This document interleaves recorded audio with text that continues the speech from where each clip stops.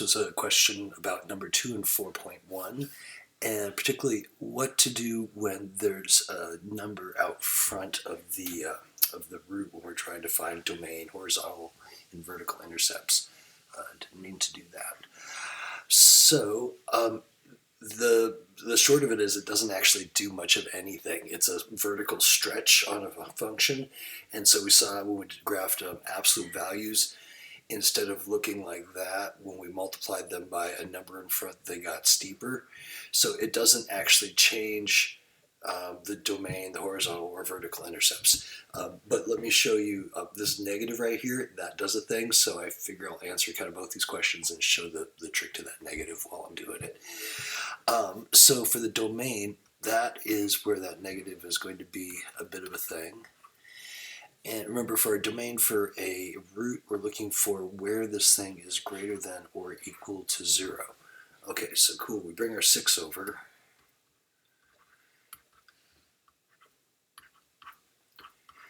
And then we divide out that -5, and then we have to remember that when we divide an inequality by a negative, or multiply by a negative, either one, that reverses the direction of the inequality.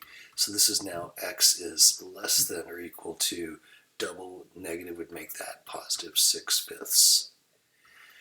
So in interval notation, this would be negative infinity and then up to 6/5. It's got the equals, so we'd use a bracket. To find the horizontal intercept, that's finding the x-intercept. So to find an x-intercept, we let y equal 0. Let me get rid of my not very good looking absolute value. Boom, boom, boom. So we're going to let the y equal 0.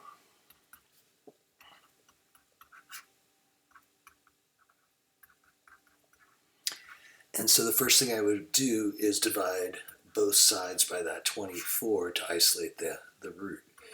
So do the 24 on both sides, and then it's gone.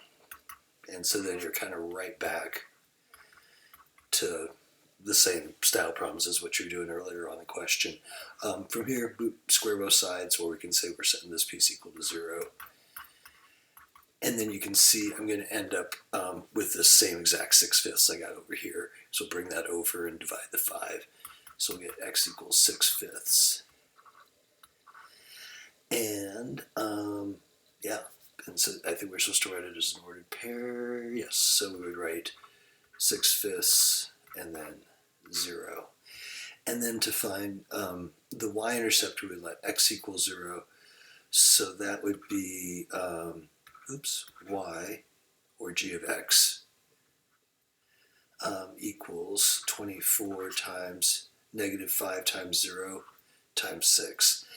And then I think it said to round to 3 decimal places, so you could throw that in a calculator, and your x would be 0 and your y would be whatever that is. Hopefully that helps. Cool.